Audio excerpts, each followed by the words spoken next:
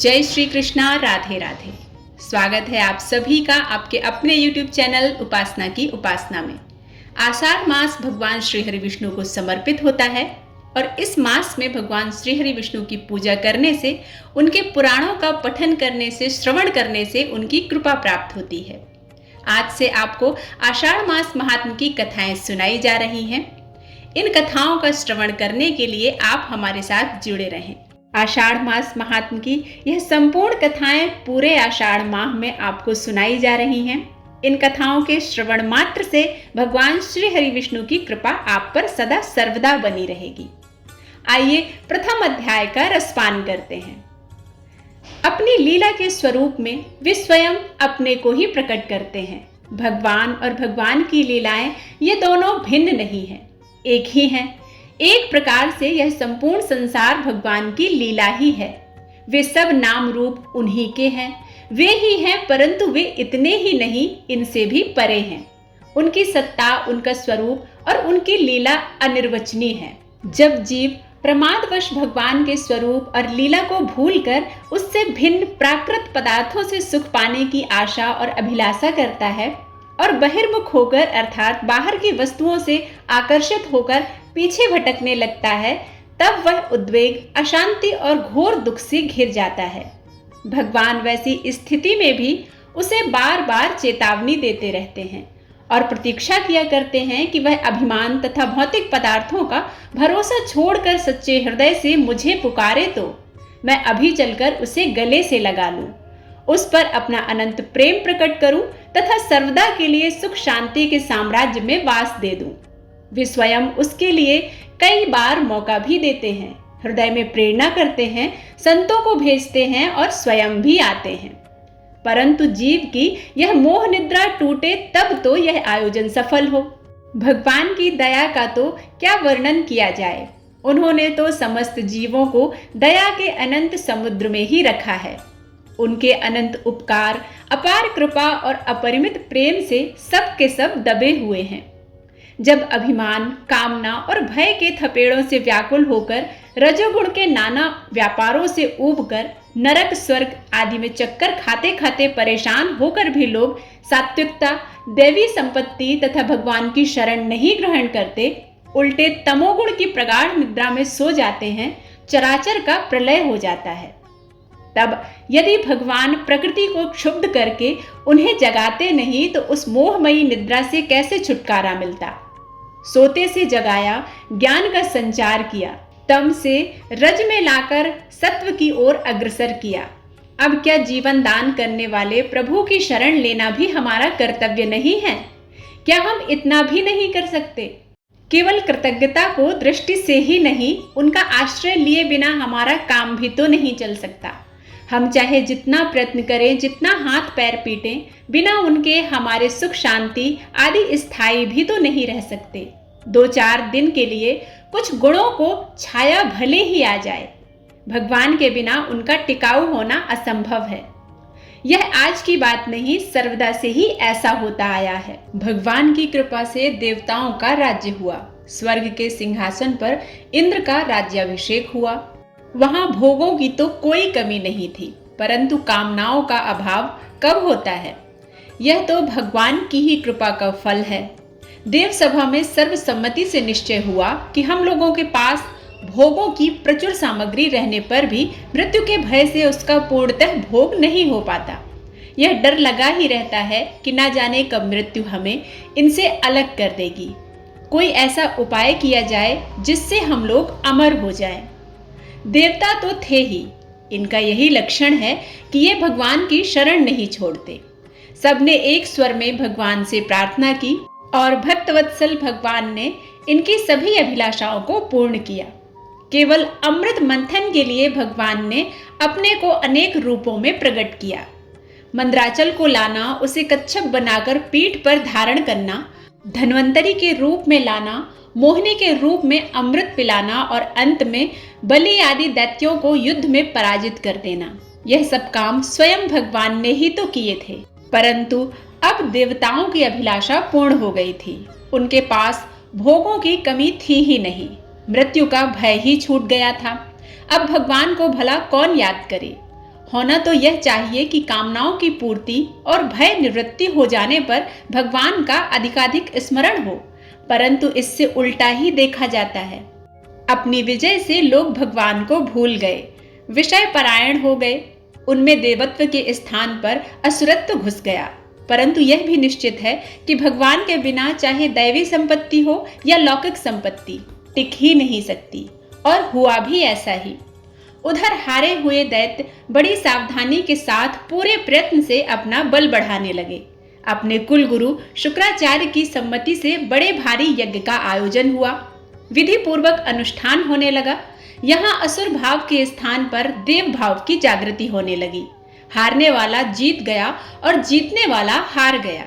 स्वयं अग्निदेव ने प्रकट होकर रथ घोड़े आदि एवं आशीर्वाद दिया। बलि का अभिषेक हुआ। बड़ों की वंदना करके उन्होंने विजय यात्रा की। देवता अपनी अमरता के घमंड में चूर थे। विषयों की मदिरा पीकर वह पागल हो रहे थे। लक्ष्मी उनसे अप्रसन्न थी, क्योंकि वहां न उनके पति की पूजा हो रही थी और न ही उनका सम्मान हो रहा था। उन्हें स्वर्ग से खदेड़ दिया गया। जिनके पास भगवान का बल नहीं है, भला वे किस बल पर कितनी देर तक किसी संपत्ति या विपत्ति या द्वंद का सामना कर सकते हैं। मर सकते नहीं थे, विषय भोग छिन गए। साधारण जीवों की अपेक्षा भी अधिक दुर्दशा भोगनी पड़ी। किसी ने वन बीहड़ की शरण ली और किसी ने नदी तट पर अड्डा जमाया। स्वर्ग पर बलि का अधिकार हो गया। वे ही अब इंद्र हुए। देवेंद्र के दुख का पारावार नहीं था। कल का इंद्र आज का भिखारी है। कल का त्रिलोकीपति, एक छत्र शासन करने वाला, आज दुत्कारा जा रहा है। अमृत पीने वालों को पानी नहीं मिलता, खाने को अन्न नहीं, पहनने को वस्त्र नहीं। इस अवस्था के दुख का अनुमान मात्र किया जा सकता है। कोई क्षत्रिय राजा होता तो लड़कर सामने युद्ध में प्राण त्याग देता, परंतु इसमें तो इनकी वही अमरता जिसके बल पर ये फूले नहीं समाते थे। इसी को कहते हैं समय का फेर। जब वे सर्वथा निराश हो गए, तब अपनी माँ की याद आई। वे सोचने लगे, अब माता की शरण में जाने से ही कल्याण हो सकता है, जिसके हृदय के खून से इस जीवन की रचना एवं रक्षा हुई, जिसने अपने गर्भ में महीनों इसका वहन किया। जब चलना नहीं आता था तब चलना सिखाया, बोलना नहीं आता था तब बोलना सिखाया, पहनना नहीं आता था तब पहनना सिखाया, जिसकी शिक्षा दीक्षा एवं कृपा से इतने उच्च पद पर आसीन हुए। और वास्तव में जिसका यह शरीर और जीवन है, उसी माँ के पास चलना चाहिए। उनकी माता का नाम अदिति था।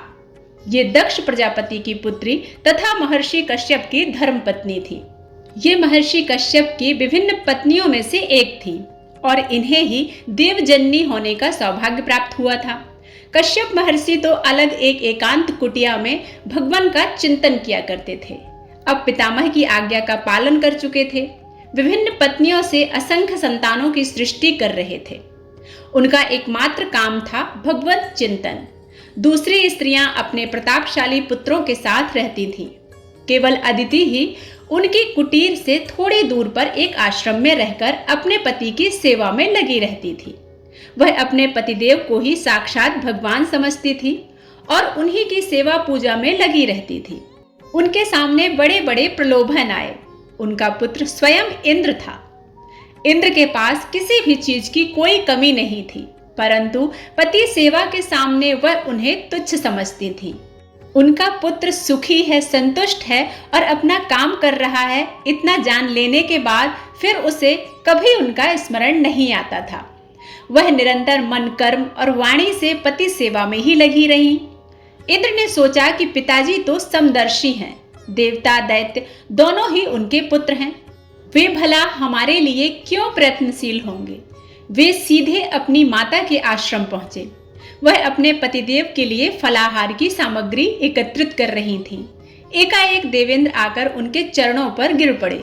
देवेंद्र की आंखों के आंसू से माता के चरण भीग गए। अपने पुत्र को इस अवस्था में देखकर माता अदिति की क्या दशा हुई, इसकी कल्पना कोई मात्र हृदय ही कर सकता है। अदिति ने झट से देवेंद्र को अपने दोनों हाथों से उठाकर छाती से लगा लिया। देवेंद्र की स्थिति की कल्पना से माता का हृदय हाहाकार कर उठा आंसुओं की धारा से देवेंद्र का मस्तक गीला हो गया। थोड़ी देर बाद संभलकर अदिति ने देवेंद्र को ढाढ़स बंधाते हुए समझाया, बेटा इतना निराश उदास क्यों होते हो? क्या भगवान पर तुम्हारा विश्वास नहीं है? वे सर्वदा सर्वदा भला ही करते हैं। उनके दरबार में अन्याय के लिए कोई स्थान नहीं है। वे दयामूर्ति हैं। जब कहीं पतनकारी दोष दिखते हैं तब क्षण भर के लिए आड़े आकर खड़े हो जाते हैं और उन अभिमानवादी दोषों को नाश करने के लिए मन की स्थिति पर दुख का पहाड़ डाल देते हैं। उन पर विश्वास रखने वाले इस स्थिति में बड़ा आनंद लेते हैं। इस आंख मिचोले की भूल भुलैया में पड़कर वे उन्हें कोसने नहीं लगते, बल्कि कहते हैं कि तुम्हारी लीला बड़ी रसमयी है। सुमेरु पर्वत के एक ऊंचे शिखर पर महर्षि कश्यप का आश्रम था।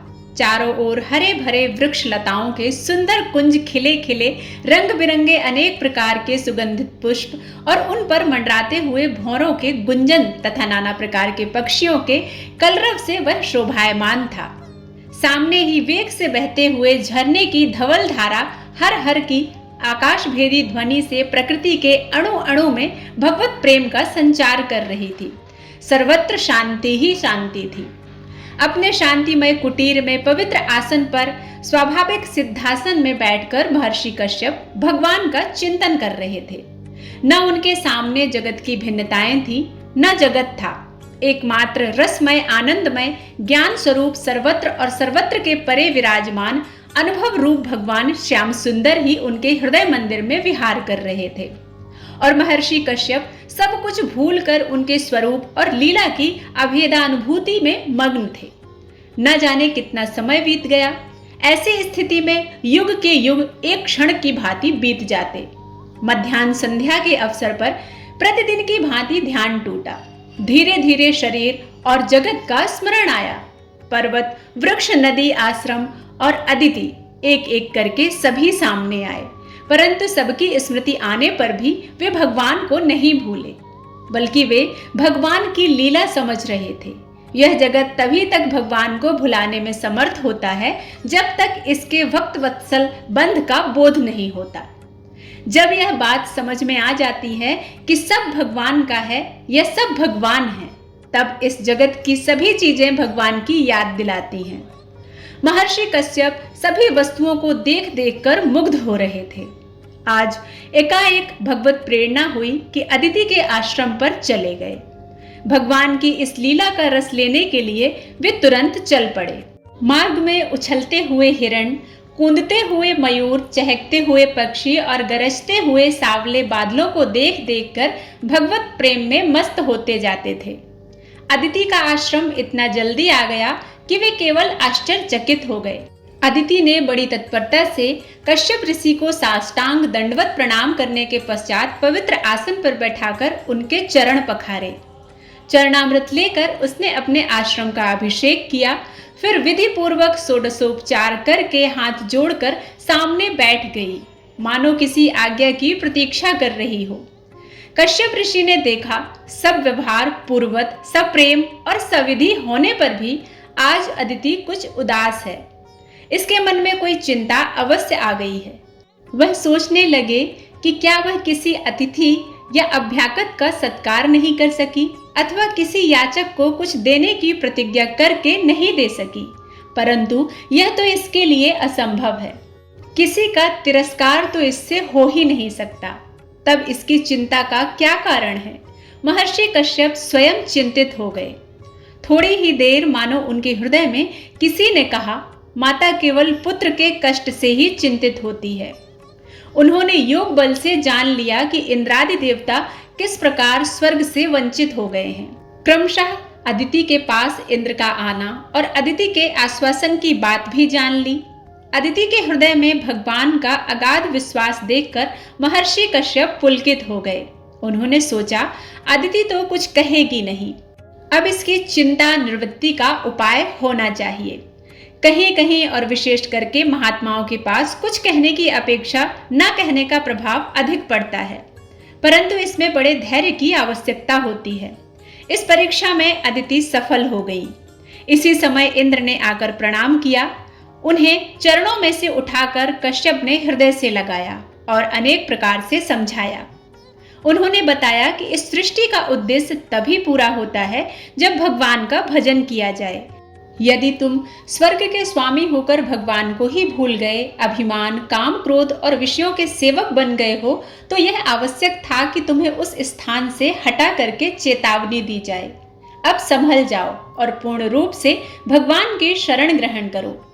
उनकी सेवा में ही अपनी सारी शक्ति लगा दो।